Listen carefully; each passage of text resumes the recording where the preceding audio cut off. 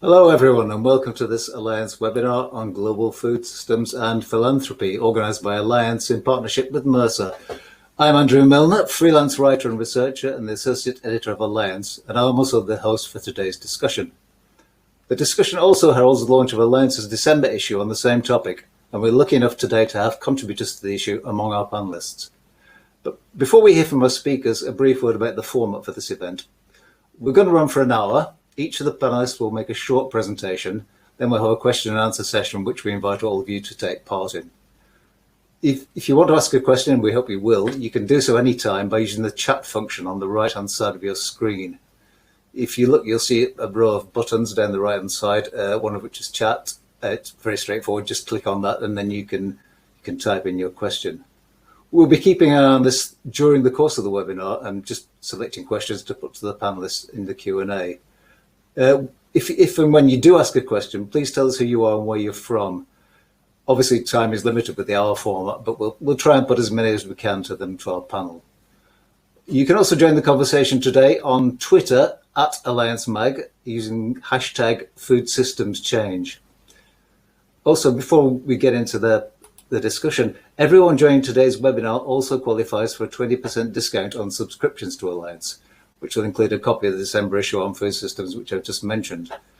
To get your 20% discount, again on the right-hand side of the screen, use the offers button and click on that and follow the instructions.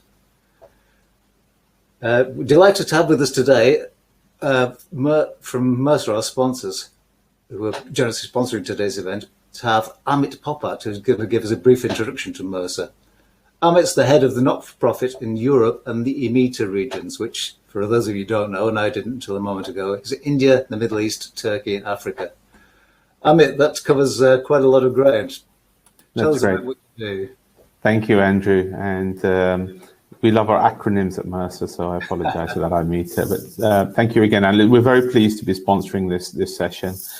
Maybe if I may just give a brief introduction to who Mercer is. I'm not sure that everybody may be familiar with us.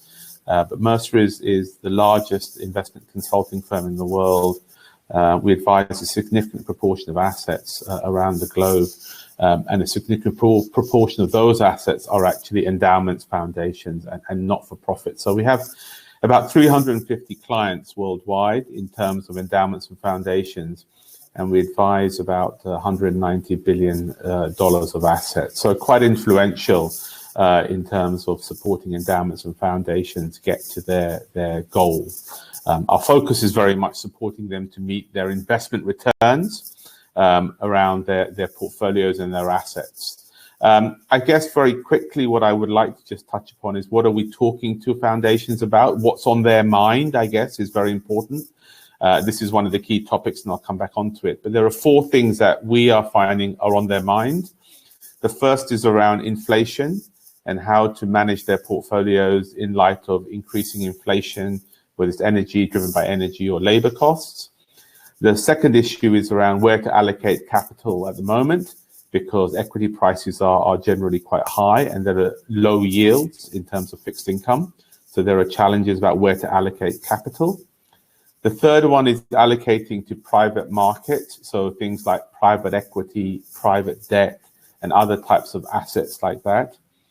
And the fourth, which is very closely linked to this topic, Andrew, is thinking about sustainability and how they can integrate sustainability into their particular portfolios. There's a lot of conversation about decarbonization and climate change. And I think probably everybody on this call probably knows that, 20% of the contribution to carbon globally is agriculture. And we need to be able to create or develop this in a more efficient way, recognizing some of the challenges that the requirements of food and food systems and biodiversity bring. So again, I'll just reiterate, we're very pleased to be sponsoring this. I think it's an amazing topic, very topical, not only on food, but biodiversity. And we look forward to the next 55 minutes. Great, thank you very much. It's a very good introduction, and interesting to hear the sort of the relationship that you have with the current topic. Okay, so let's get into the business of today. Food systems, time for change. So over the last half century and more, global food systems have been dominated by large-scale production of single crops produced for mass markets, culminating in the Green Revolution of the 1990s. While this transition from subsistence to industrialised agriculture has increased production, many of its effects have been detrimental to farmers themselves, to the ecosystems of agricultural production, and to the environment, and they're becoming increasingly so. In today's webinar, what we'd like to explore some of the alternatives to the prevalent system and ask what it would take to produce a paradigm shift, which producers and distributors are treated fairly, the environment is not systematically degraded, and we all have access to healthy and nourishing food. Among the questions participants will be discussing are, what alternatives are there to the current model that are both viable and eco-friendly? Are there successful examples of these that philanthropy can help to seed? What are the crucial intersections between food systems and other issues, for example, climate change and the future of indigenous peoples, that need to be considered? How can food producers be incentivized to change current production practices? And what is the main role for philanthropy in encouraging and fostering changes to the food system? So we're delighted to have with us on today's panel Ruth Richardson of the Global Alliance for the Future of Food, Iara Rolnik of Instituto Ibirapitanga in Brazil, and Zulfiquar Haider of the Azim Premji Foundation in India. Just before I hand over to them to make their presentations, I'd like to involve everybody in the first of our two poll questions. So if you look at the right-hand side of your screen, again, you'll see the poll function.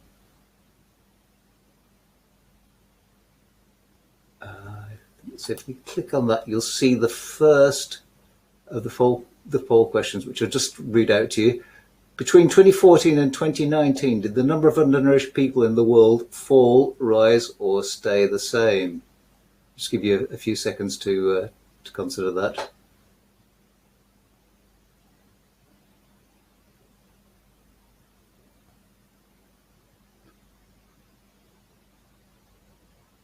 Okay, it looks like we're stabilizing now, so I'm going to end the poll. So the results, 65% of you thought it rose.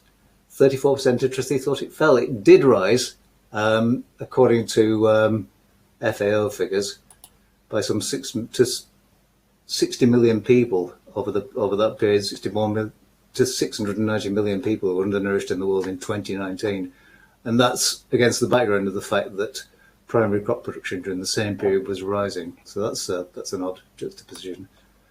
So let me bring in Ruth Richardson of the Global Alliance for the Future of Food.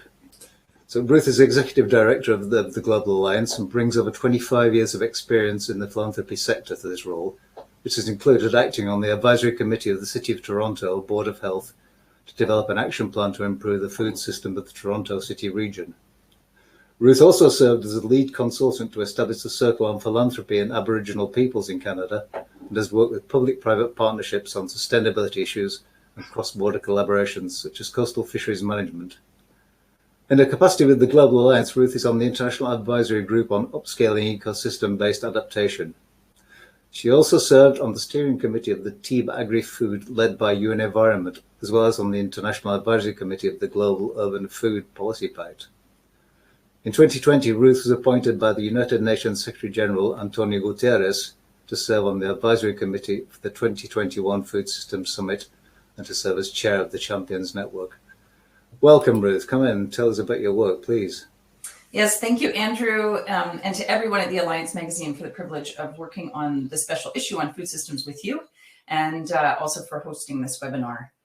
Let me first just tell you a little bit about the Global Alliance. The Global Alliance is a strategic alliance of philanthropic foundations with a mission to leverage our resources and our networks to help shift food and agriculture systems towards greater sustainability, security, and equity. For almost a decade, the Global Alliance has been engaged in innovating and creating a new approach to funder collaboration at a global scale.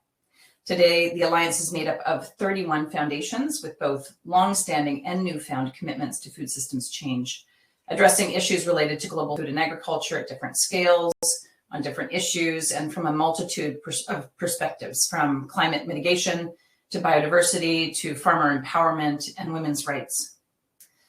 What brought us together was essentially a problem statement.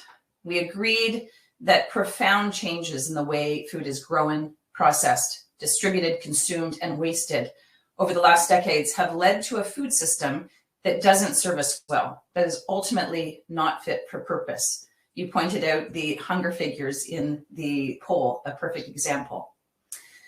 There is significant evidence and growing consensus that the industrial food system is failing people, the planet, and the very climactic systems that support life on Earth. This industrial food system is, number one, too dependent on fossil fuels and non-renewable inputs that result in pollution and environmental damage, pushing planetary boundaries to the limit. It is often at the root of eroding human health, social cohesion, rural livelihoods, and important social, cultural, and spiritual traditions. Thirdly, this industrial system is known to undermine the vital contributions of farming, fishing, and forest communities as innovators, producers, providers, and custodians. And it promotes an economic system that results in liabilities due to hidden costs, global trade vulnerabilities, declining rural economies, and increased inequality. Speaking of inequality, to round it all off, all of these impacts are experienced unequally around the globe. Women, smallholder farmers, vulnerable populations, and poor and marginalized communities carry an uneven burden of all the negative impacts caused by the current industrial system. So from this problem statement, we asked ourselves, so what should the future of food look like? We came up with a set of 7 shared principles: renewability, resilience, equity, diversity, health, inclusion, and interconnectedness. These principles both define our vision of the future of food, and they also act as a diagnostic tool that we use in our work each and every day. With these principles in hand, we share a commitment to bold action and challenging the status quo while identifying positive alternatives. Why is this so important? Well, food systems are at the center of so many of the critical issues we face today, from climate change to global health pandemics, to demographic shifts, political unrest, and economic vulnerabilities. Food systems are the source of many of these problems, but they're also the pathway to brilliant solutions. So what can philanthropy do? Let me quickly touch on 3 things. Philanthropy can help forge new insights. As an example, just yesterday, we launched a new compendium called The Politics of Knowledge, Understanding the Evidence for Agroecology, Regenerative Approaches, and Indigenous Foodways, that drew from 17 teams of authors to gain a better collective understanding of what counts as evidence, for whom, and to what end. Authors unpack the narratives and legacies behind these questions and provide recommendations on the many ways funders, researchers, and policymakers can take action. Philanthropy has a unique ability to reassert research as a public good, to use our platforms and our means to amplify and validate diverse knowledge and ways of knowing, and mobilize the evidence in a way that shifts the needle of public concern toward political action. Secondly, philanthropy can convene diverse stakeholders and create open space for dialogue and debate. It has never been more important to facilitate authentic, meaningful, and actionable dialogue amongst diverse agents of change: scientific community, grassroots movements, policymakers, farmers, the private sector, indigenous peoples, and others. The case for systemic change, whether we're talking about policy or practice, has never been clearer, with an emphasis on systemic change. Systems transformation isn't easy, but it won't happen without a confluence of perspectives and reaching across the table of difference. Only then can we, together, better understand current realities, co-create solutions, and inform action within our respective constituencies. On action, number 3, philanthropy can incite action in a number of powerful ways, not least of which is for philanthropies to align their financial flows, whether we're talking about grant dollars or invested endowments, with public and other private funders. Imagine, for example, what would happen if philanthropic money aligned with the repurposing of government subsidies, so that together we're amplifying the potential of ecologically beneficial forms of farming, better and healthier food, and resilient livelihoods, and at the same time we're eliminating the negative environmental, social, and health impacts and externalities of the industrial food system. The Global Alliance aims to do all of this, holding onto our principles at the heart of this critical mission. which is perhaps a fourth thing philanthropy and foundations can do: take up these principles and hold ourselves to account to them. Many of our members have done just that, whether as a grant-making decision tool or an investment screen, or as a way to understand the interaction between the programmatic priorities. During the launch of our new report yesterday, one of the speakers, Swati, said, "It's not us against them, it's us against us for the future." We are the change, and change we must. And these are just some of the ways that the Global Alliance is working on this important agenda. Thanks, Andrew. Back over to you.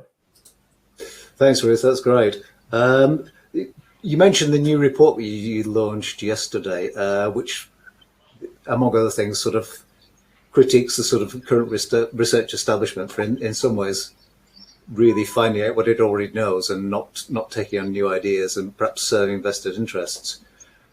Thinking about the whole very complex global food ecosystem, which from producers to all the way through to consumers, involving governments, researchers, marketers, what have you. It's a very complex ecosystem, and the resources of philanthropy are very small. If you had to pick one area for philanthropy to sort of, that's a pressure point for philanthropy, what would that be? Well, that's a tough question. Of course. Yeah, well, because, you know, we like that. We like the easy answer. We like the silver bullet, but there actually isn't one, I'm sorry to say, even though I appreciate your question. Let me answer this way, which is sort of cheating, but we have been around for about 10 years. And during those 10 years, we've worked in highly collaborative ways with all sorts of stakeholders. All of our work is deeply collaborative, whether we're talking about Indigenous peoples or the private sector, or civil society organizations, other foundations. About a year and a half ago, we analyzed everything we've done, every research report, every convening, everything. And what occurred to us was that the same things keep popping up. And so through a process of analysis, we identified 7 calls to action. So if I can pick 7, I'll pick 7, because that's what we discovered in our work in terms of the imperatives of food system transformation. So some of those, I won't go through all of them, but for instance, number 1 is we need integrated, participatory, rights-based governance. If we don't get the governance of food systems right, it's going to be very hard to get anything else right. Number 2 is to reassert public research for the public good.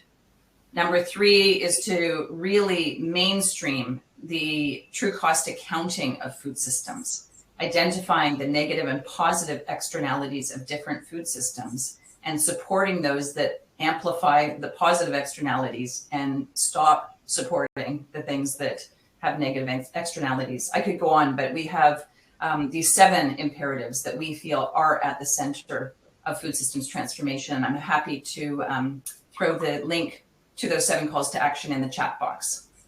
That would be great. Yeah, that'd be wonderful if you could do that. Yeah.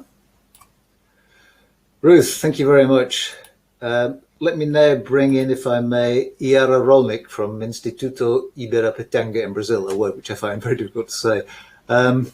Yara is Ibiripatanga's program director. Following her studies in Brazil, Argentina, France, and Italy, Yara started a career in social and urban research within academia and in civil society organizations focused on policy development and human rights.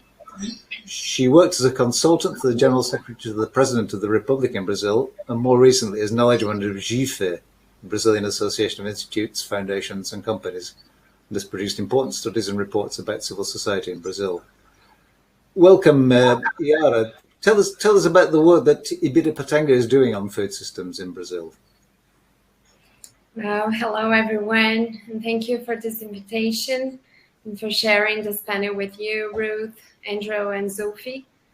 As Ruth said, it's a very crucial moment in the work for reflection on food systems, and the Alliance's special issue and this webinar responds in a very consistent way to these main questions.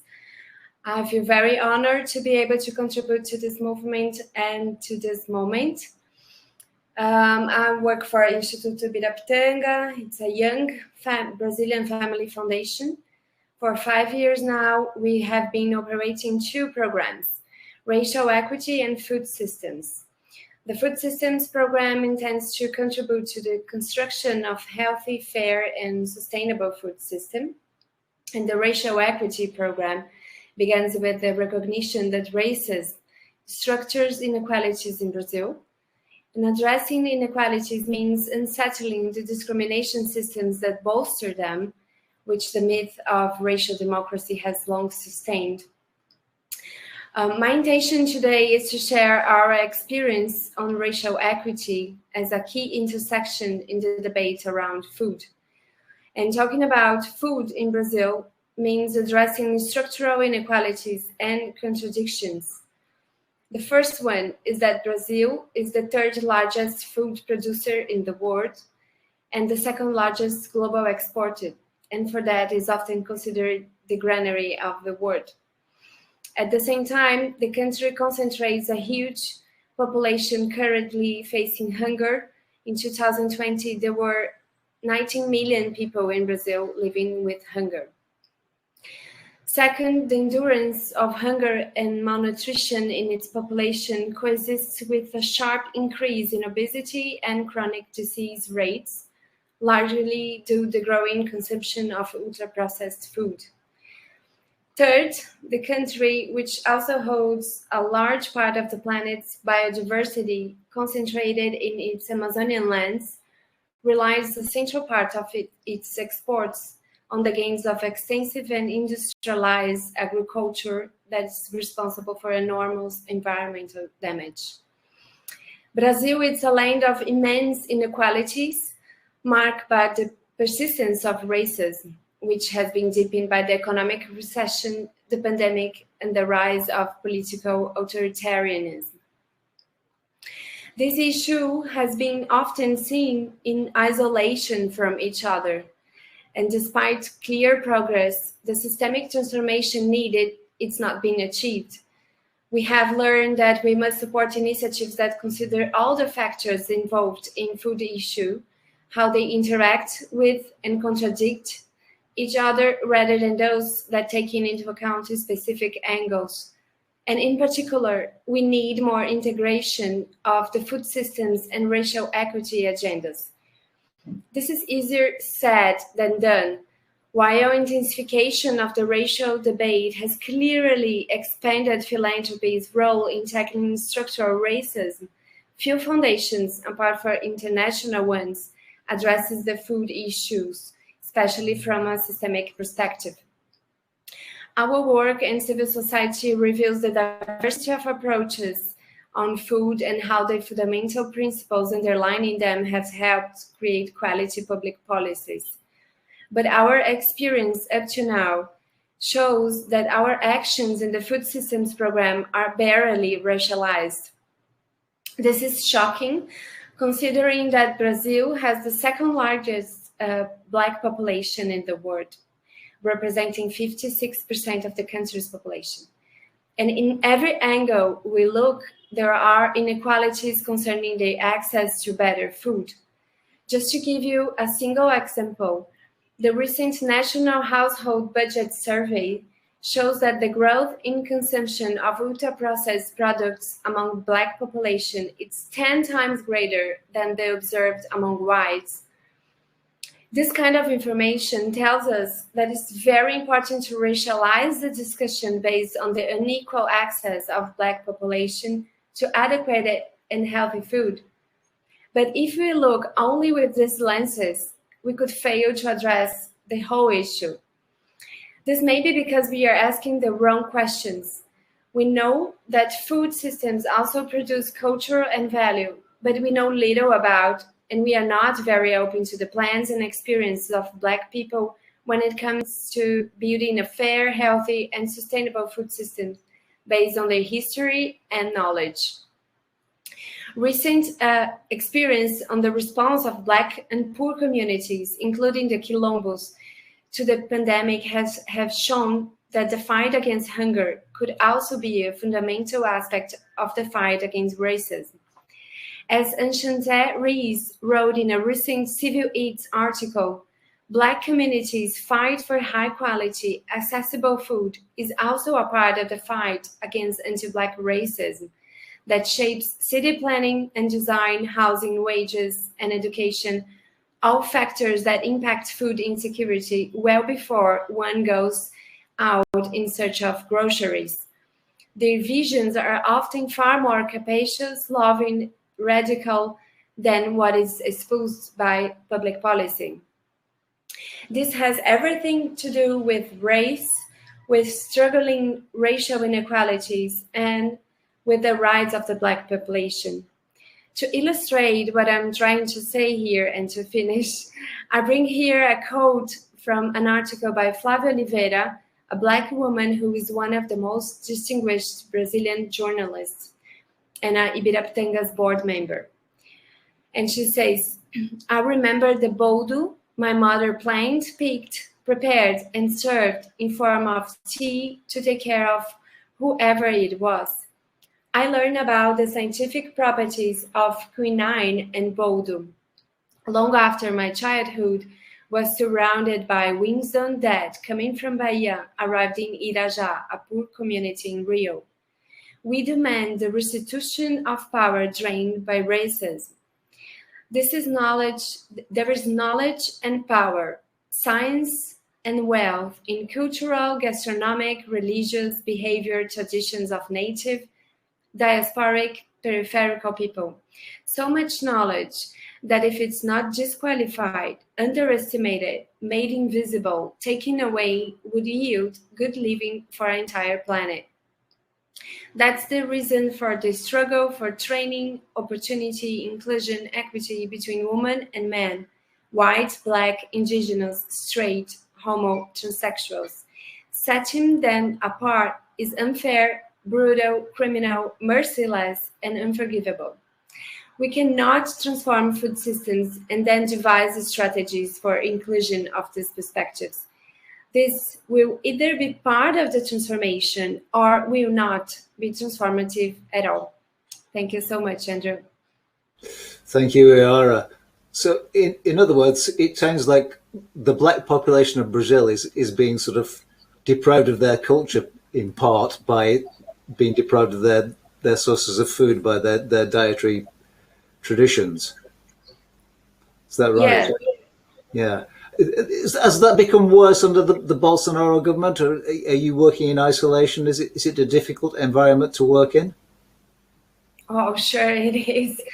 Bolsonaro comes with the rise of authoritarianism, and for example, we have just a few years ago a very open declaration against Afro-American religions and all the culture from Black people in Brazil. So the conservative speeches and all the conservative climate in Brazil political context make this way worse because it's totally make all this culture invisible, since and everything actually gets worse with Bolsonaro. It's a very complicated and political situation in Brazil right now, as you already know. Great, thank you, Iara. Let me move on to Zulfiquar Haider of the Azim Premji Foundation in India. Zulfiqar is lead on programs and strategy for the philanthropy arm of the Azim Premji Foundation. He's got over 25 years' experience in setting up large programs and organizations related to sustainable livelihoods and decentralized democratic governments, primarily in India and Afghanistan. He was previously CEO of Bharat India Rural Livelihoods Foundation of the Government of India, National Coordinator for Decentralized Planning for the Planning Commission in India, and he's led efforts on subnational governance and livelihoods recovery in post-war central Afghanistan and works with the World Bank on poverty alleviation programs in India. Zulfiqar, welcome. Do come in and tell us about the work that the Azim Premji Foundation is doing on nutrition, how it relates to the rest of its programs. Thank you very much.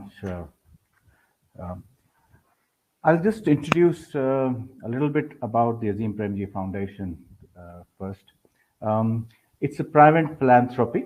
It's been in operation for about 20 years now, and our major purpose is, as we define it, as a working towards a just, humane, equitable, and sustainable society. One of our major focus is to try and make a significant difference in the lives of the most vulnerable people.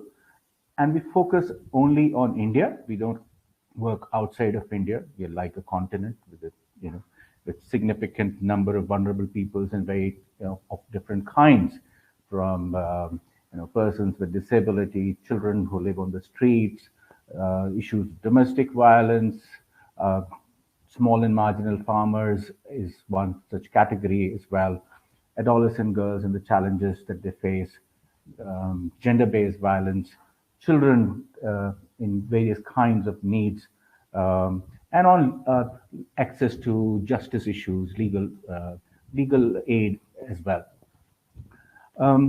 We are also look at certain big issues of our time which require attention, and some of them is about education, largely public education, and how we help make it work for our citizens.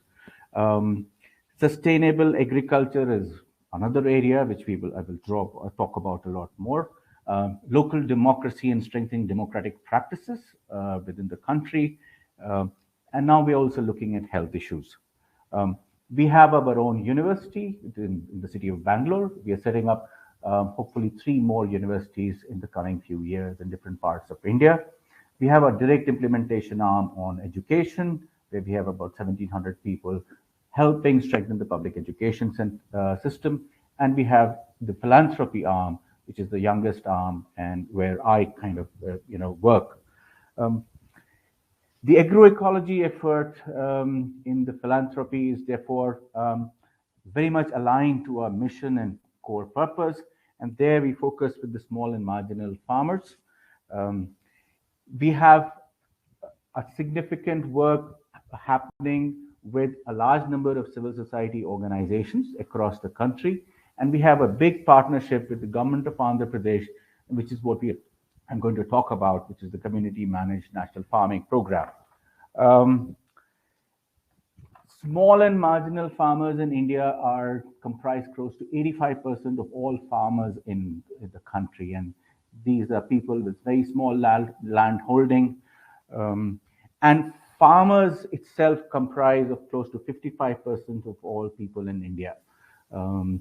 As in, that's the primary source of livelihood for these segment of the population. It's a huge issue in the country, and the small and marginal farmers' lives and their livelihood is unfortunately quite precarious. And it is becoming more and more so because of the increasing input cost of chemical-intensive farming, the impact of climate change with very erratic rainfall, a very high drawdown on the groundwater resources of the country. And we have a lot of areas in the country which are now declared as so-called dark zones, where the water level has just plummeted heavily. Our approach of working with small and marginal farmers is a more holistic one, where we look at resilience in the sector. We are also looking at issues, we call it as well-being of farmers rather than focusing on, say, just income or some single parameters. So nutrition, social safety nets, collectivization of farmers so that they're able to have a better bargaining power with market forces as well as with government institutions. We also work on issues of local governance so that the sense of citizenship can also be reinforced. Within the philanthropy, we are working on a few other allied issues which are connected to the food system question and the move towards, or the desire to move towards, an agroecological kind of farming system. We have been investing on the question of nutrition in a certain province of India, and it's a massive issue. The stunting rate of the country is 38%. And if you look at certain pockets of the country, especially where indigenous communities live, where rain-fed farming is the primary source of agriculture, these rates can go beyond 50% and more as well. So it's a crisis actually that we are dealing with, because we understand stunting can cause very long-term problem in the intellectual growth of people and their capacities. The health, I mean, for the poor, one of the big issue is health expenditure, and it becomes a huge drain for people spiraling into poverty.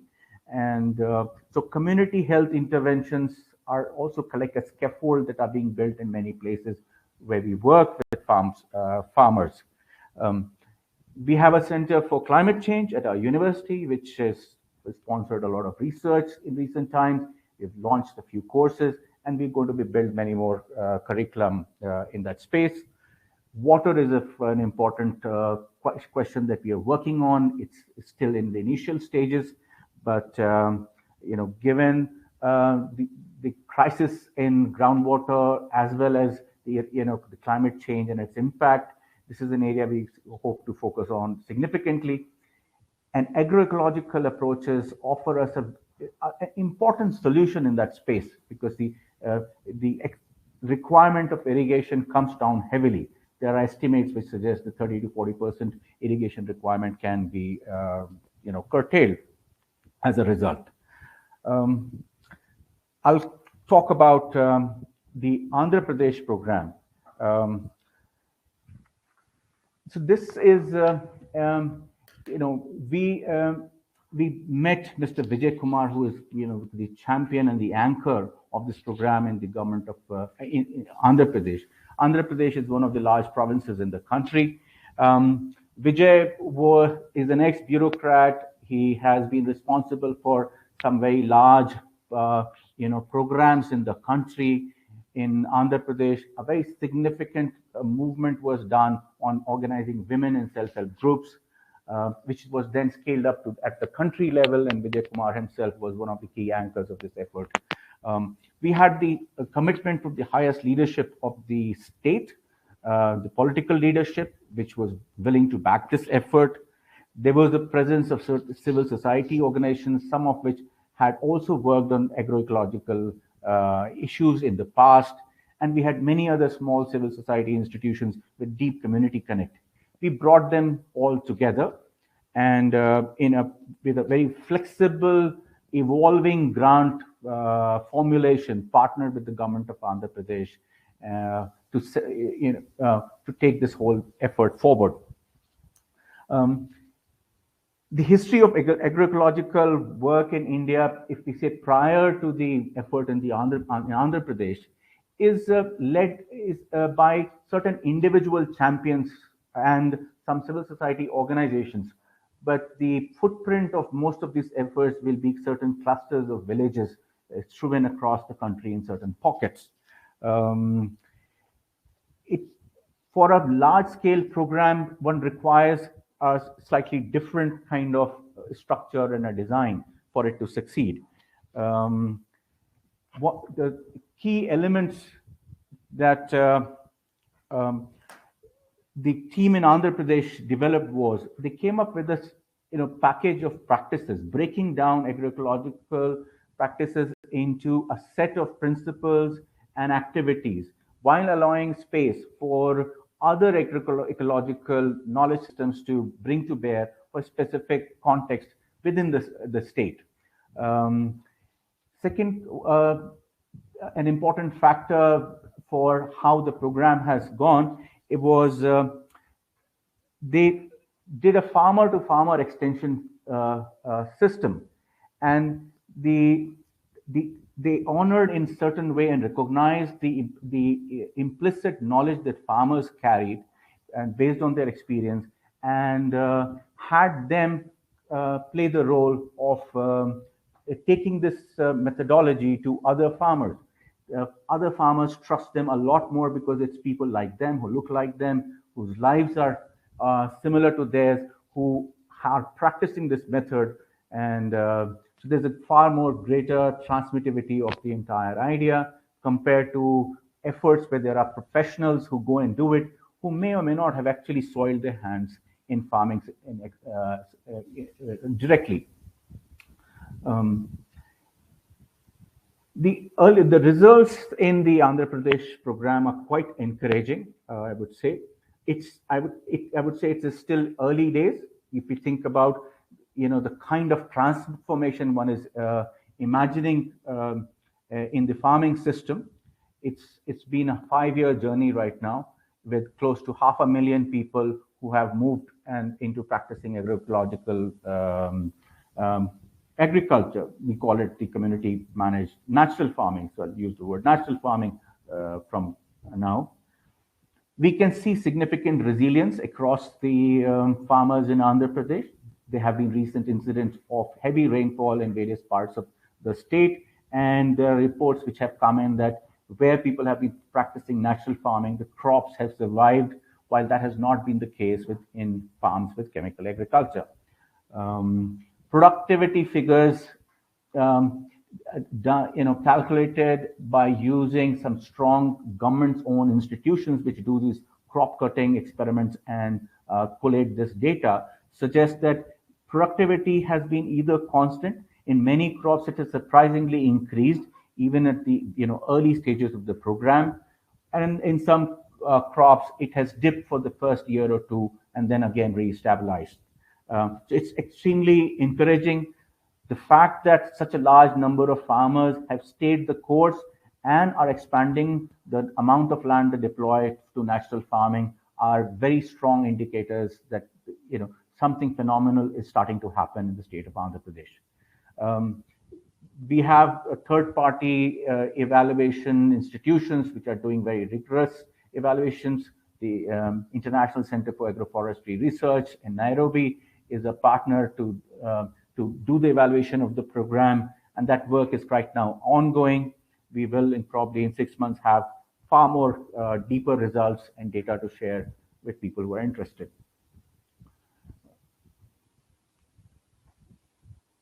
So it's a combination of all of these things which had allowed us to place the bet in Andhra Pradesh. Of course, transitions in government have sometimes proven a little bit of a challenge. We had a change in government which required a little bit of renegotiation. We think that there has been a pushback from, say, the certain interested parties, the pesticide and the fertilizer industry. But all that has been resolved by and large. The state government continues to support it.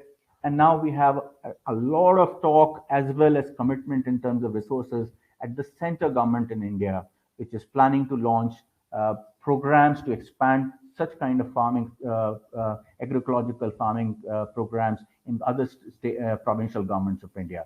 So that's a phenomena that we are seeing.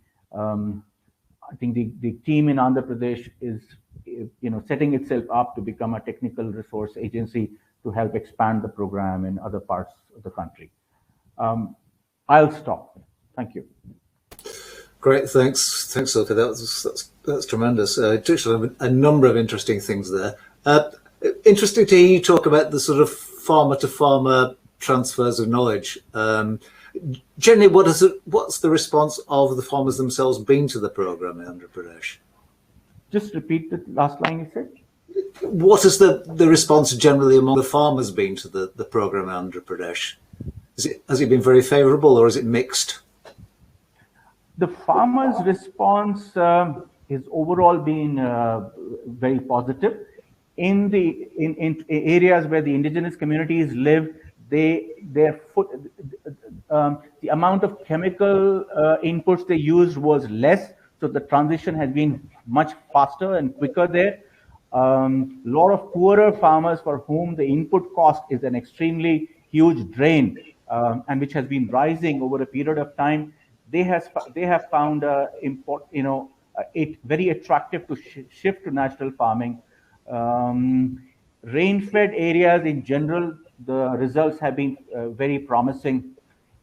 It's in areas which have flood irrigation in river valley systems, where paddy is a big crop. That's where the challenges have been far more.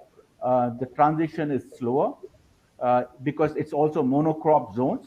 In other areas, one can move towards multi-cropping, multi-level cropping kind of systems, mixed cropping systems, which is one of the important elements of natural farming.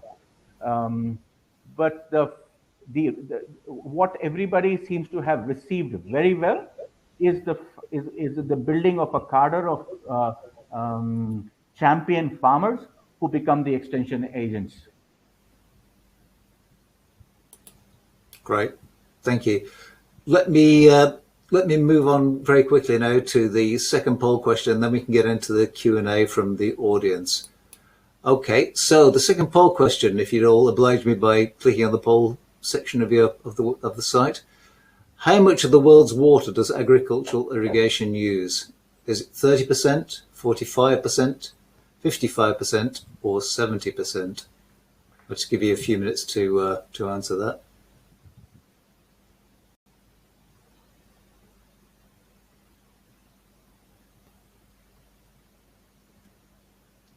So that's kind of stabilized now, so I'm going to close the poll.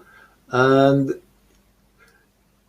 the majority of these are towards the higher end. 44% think it's 70%, 44% think it's 55%. The ones that voted 70% are actually right, according to an OECD survey. That's a huge amount, isn't it? That agricultural irrigation uses 70% of the world's water. Great, thank you. Now let's have a look at some of the questions that have come in. I've got a question which is, Zulfi, should be for you straight away. It's from Michael M, who lives and works within an indigenous community in India in a wildlife sanctuary. And his question is, while working with the government in Andhra Pradesh, does philanthropy also support civil society organizations in Andhra as well on agricultural issues? Yes, this is Michael's question. Hi, Michael. It is, yes. Yes, Michael, we are helping a fairly large number of civil society organizations in Andhra Pradesh. We probably have close to 15 partners in that province as of today. But it is all on agroecological farming. Okay. I've got an extremely ramified question here, which I'm just trying to absorb. It's from Emily Johnson, who says, how do the panel see the role of consumer choice in changing food systems? The second part of the question is, how can philanthropists consider this when making decisions about how to have the most impact that they're giving? It's a good question. So are we starting from the other end, the consumer end, and making changes from that end? Where do we begin? Ruth, any thoughts on that one? Yeah, maybe two things in response to that question. The first is, I think it's really critical to look at the entire value chain. And there are ways to do that. There's certain tools that we now have in hand in order for us to sort of see the full system. For instance, in my introduction, Andrew mentioned that I worked with something called Team Agri-Food. Team Agri-Food is one of the most holistic, comprehensive true cost accounting frameworks that we developed in partnership with the European Commission and UN Environment. And I think of it as a giant Excel spreadsheet in essence, where on the one axis you see the entire value chain. So you see production and processing and consumption, waste. And then on the other axis, you see all the impacts of food systems in that value chain. So you see the environmental impacts like water. We just did a poll on water, huge impacts there, greenhouse gas emissions, pollution. You also see all the health impacts, social cultural impacts, and that becomes a framework for us to see and understand systems. The consumption piece of that is critical, and it is something that we've often failed to recognize to its full extent because we've been so focused on production for so long. So yes, I totally agree that we need to look at consumer choice. I would like to provide a second point, though, which is a really big caveat that a lot of people don't have choice. This was something that came up in the UN Food System Summit that I was a part of. There was a lot of narrative around choice, and all of us have choices to make to improve the food system. I guess technically, yes, we all do, but the number of hungry people, the number of marginalized folks, the number of people that don't have access to fresh fruits and vegetables, that live in food deserts, that live on the margins of poverty. These people don't have choices. And so I'm always very cautious about overemphasizing the whole point about consumer choice. Great. Iara, that really speaks to your experience in Brazil with the black population about not having choice. Is there a way of reversing that so that black people can actually make their own choices, and what needs to happen for that to become a reality? Well, I would like to first remark that it's a very important point, the consumer's choice, and we are supporting a lot of initiatives on regulation and labeling food products, so it could help the choices for healthy food for the entire population. And this in Brazil, we have a very important public policies on that, which is the guidelines, the national guidelines for food, and this is in the few years it's influencing all the world in helping population to have healthy choices in terms of turning the nutritional point of view to consuming more truth food, if I'm getting clear. So I think this is one of the big steps for that. So people in Brazil and the Black cultural, which is very significant for our culture, the entire country culture. For example, eating rice and beans. We have to say that this is the real food. So this is about reinforcing our cultural elements for food, and telling everyone that this is what we have to eat. So I think this is one big step. For example, we can have low consuming for ultra processed food, for example. So this is kind of the type of work we are working on, and I think we are in a very opportunity window in Brazil to change it. It's very different from US, for example, that it's already in the rates that you cannot go back. So I think this is one big point of our work from now. Great. Zulfi, how does consumer choice play out in India, in the parts of India you work in? I mean, I agree with what Ruth was saying, that people don't really have a choice. We still don't have enough, supply chains and for differentiated food from organic sources versus other forms of food, or it's niche markets and it tends to be very expensive. However, in India, most of the producers, even the small and marginal farmers, are actually net buyers of food. Either they don't produce enough to sustain themselves, or they have to sell some of the produce because they have other cash requirements, and then later in the year they will buy back. What we have seen across is that most of these farmers know the value of, say, organic or natural farming produce. So those who can afford to leave a part of their land, they will grow food through natural farming or some such methods for their own consumption. Unfortunately, they will produce the rest for market, and which all the city dwellers and other farmers will be eating. I can say that in Andhra Pradesh, we have not made any, and I would say when I'm saying we, I'm saying the government of Andhra Pradesh has not made any aggressive attempt to market the produce into niche markets in urban center, because there has been a value statement saying, why shouldn't local people eat good food? So of course there is, I think, now enough production happening for it to go to the consumers, and that's the side that a lot more work now has to be done to build those supply chains for forward linkages. Great, thank you very much. I've got a question here from Charlotte Fletcher from 50 by 40. As we've already heard today, it's crucial that the transition to better food systems in a way that supports farmers, indigenous communities and supply chain workers. Given the IPCC and WHO recommendations, we're likely looking at a big shift in industrialised livestock production. How does philanthropy envision working with civil society to ensure a just livestock transition that helps meet the SDGs while protecting smallholders, indigenous peoples and frontline communities? What gaps in thinking and theories of change do you currently see? Ruth, can I be brutal and come to you again about that one? Yeah. As the global representative. Getting to the heart of one of the big contentious issues on the planet right now. So yeah, let's just dive into livestock.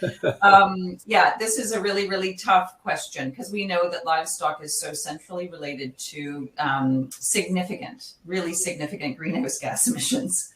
And so we have to contend with livestock. And yet, from my perspective, I feel that the global debate has been very polarized, which is not helpful.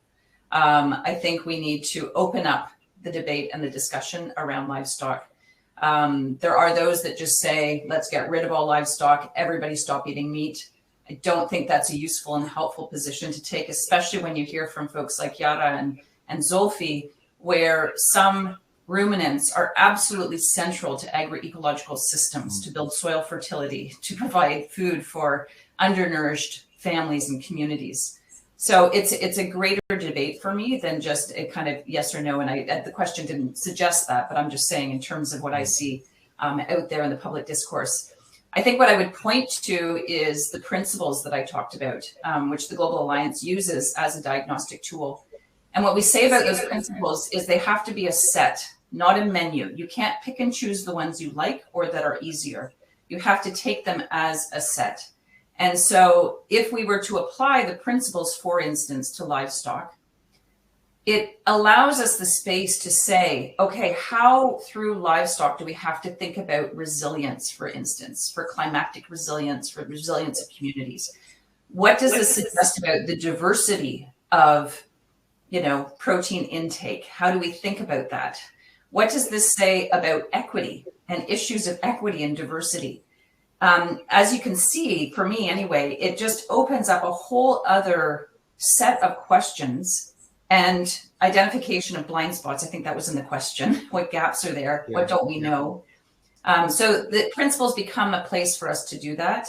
And I think to have a more constructive conversation about how we walk along into what is one of the most contentious debates on the planet right now. Great.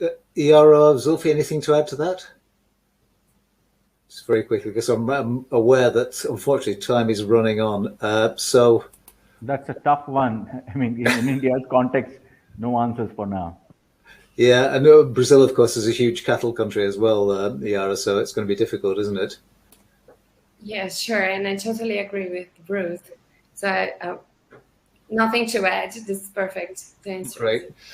Okay, well, we're getting to wrap-up time. So can I come to each of you in turn and just ask you for a quick sort of 1 minute on what you take away from this, what the most important things to come out of it? Zulfi, can I start with you? What do you take away from today's webinar? What will you remember? That I'm happy to learn that there is now a wider global consensus slowly starting to build that we need to take these issues very seriously and collectively, not only for the food systems and its consequences for people, but also addressing the climate change challenges which are associated with it. I think that we need a lot of serious work on research, academic work in this space, which at least in our side of the world is not happening much. We need to produce knowledge, the new PhDs and graduates who learn this form of agroecological agriculture and principle rather than chemical intensive farming and those systems. So a lot more to be done, a lot of science to come to bear in the space. Great. Iara, what's your takeaway from today? Well, I totally agree with Sophie, and I think this is, as I said, it's a big opportunity for systemic thinking about food, and I think this is a global and it's a global issue, and we have to face this challenge together. So I think we can see that this moment with a very critical eyes, but at the same time with a great opportunity of change. In Brazil, for example, the food question on the public debate has been going to the center of the main discussions, which is a great opportunity for change, for big change. So, and I would like to thank you a lot for this discussion today. Great, thank you. Ruth, you have the last word. I'll just do a build on and pick up on Yara's word, systems. I really encourage Foundations Philanthropy to think about how interconnected issues are, whether we're talking about Yara's comments on racial equity or Zulfi's comments on, water use in India and the empowerment of farmers. These are all interconnected issues. And if Foundations Philanthropy can find ways to support those interconnections, they will find amazing multiple benefits in terms of the impacts, the positive impacts. And I believe food systems are at the center of that. And I'm happy to connect with anybody if they want further discussion. Great. Well, thanks to all three of you. We're more or less out of time. I hope you've enjoyed today's discussion. If you did find it helpful and engaging, don't forget to go to the office section on the right of the screen before you leave the room, and to get your 20% discount on Alliance by using the code webinar. Okay. If you subscribe to Alliance, it means you get free access to our events, if nothing else. And a big thanks once again to all the panelists for giving us their time and their expertise, and to our sponsors, Mercer, from whom we heard earlier on, and to the Alliance team, and especially Anne-Marie McQueen, who's been behind the scenes making this all happen. Most of all to you for taking part and being involved. I'm sorry we didn't get to everybody's questions, but the hour format is quite short when you get into it. So thanks very much for that. This is the last event this calendar year for us. Our event series continues in the new year. So if you register for our newsletter, you'll get notifications of all upcoming events, and do join us for those and pass those on to your networks. So once again, thanks to everyone, and goodbye. Thank you. Thank you. Thank you.